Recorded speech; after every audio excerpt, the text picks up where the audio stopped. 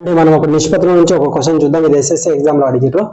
చూడండి, A:B 2:3, B:C 4:1, C:D 2:5. ఇక్కడ చూడండి, మనం ఫస్ట్ రేషియో చేయాలంటే ఒక నియమం ఉంటుంది. A:B ఉంది, B:C ఉంది, C:D ఉంది. ఒకవేళ ఇక్కడ తిప్పించింది అనుకోండి, మనం కరెక్ట్ చేసి రాసుకోవాలి.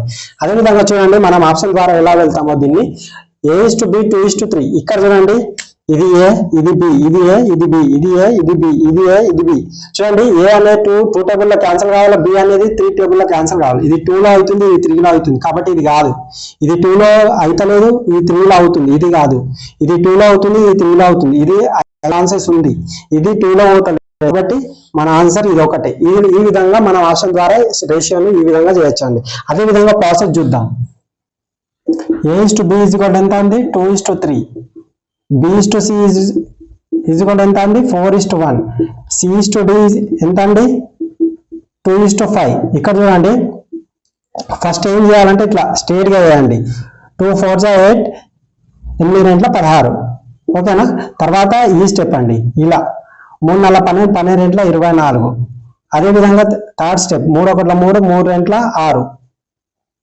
Fourth step 3 5 15.